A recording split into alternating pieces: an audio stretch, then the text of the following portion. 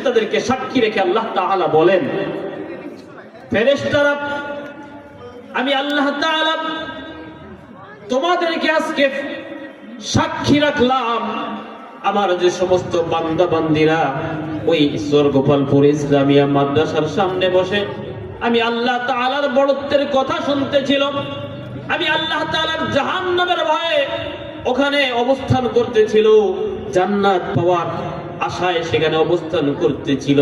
ও ফেরেশতারা, তোমরা সাক্ষী থাকো আমি আল্লাহ তাআলা তাদের জীবনের গুনাহগুলোকে মাফ করে দিলাম। এইটুকু জোরে করলে হবে? একটু জোরে কর না সুবহানাল্লাহ।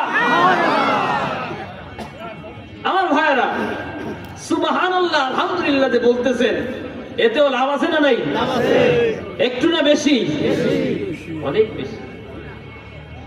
আল্লাহ নবী সাল্লাল্লাহু আলাইহি সাল্লাম যখন মেরাজ থেকে ফিরে আসতেছেন, এক আসমানে হযরত ইব্রাহিম আলাইহিস সালামের সাথে দেখা। কোন নবী? জাতির পিতা, মিল্লাত আবিকুম ইব্রাহিম। ইব্রাহিম আলাইহিস সালাম বলতেছে, ইয়া রাসূলুল্লাহ, ইয়া হাবিবাল্লাহ, আপনি আপনার উম্মতদেরকে আমার পক্ষ থেকে সালাম দিয়েন আর তাদেরকে বলবেন জান্নাতের ভেতরের মাটি এবং পানি খুবই উর্বর, গাছ লাগানোর জন্য খুবই উপযোগী।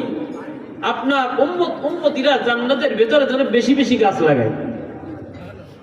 নবী মুহাম্মদুর রাসূলুল্লাহ সাল্লাল্লাহু আলাইহি ওয়াসাল্লাম বলতেছেন, জাতির পিতা, আমার উম্মতেরা দুনিয়ার থেকে জান্নাতের মধ্যে কিভাবে গাছ রোপণ করবে? এটা একেবারে সম্ভব, একেবারে সহজ।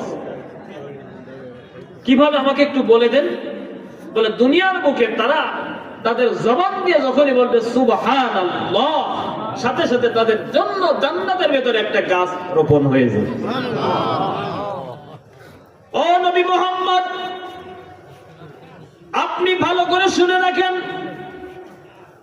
ওই গাছের এমন মহিমা, ওই গাছের এত দাম, ওই গাছটা নিয়ে এত মূল্য, ওই গাছটা এত কুদরতিওয়ালা গাছ। আপনার উম্মতি সুবহানাল্লাহ বলার সঙ্গে সঙ্গে যেই গাছটা রোপণ হয়ে যাবে, ওই গাছটা সাথে সাথে বাড়তে থাকবে, বাড়তে বাড়তে বাড়তে বাড়তে বাড়তে বাড়তে ওই বান্দা যখন জান্নাতে প্রবেশ করবে, সে তাকায়া দেখবে তার একবার সুবহানাল্লাহ বলার যেই গাছটা জান্নাতের মধ্যে আল্লাহু আকবার বেড়ে বেড়ে উঠেছে, এত বড় গাছ হবে যার এক পাশ থেকে একটা ছোটন্ত তেজি ঘোড়া ছেড়ে দিলে অপর প্রান্তে পৌঁছাইতে মিনিমাম 70 বছর লাগবে।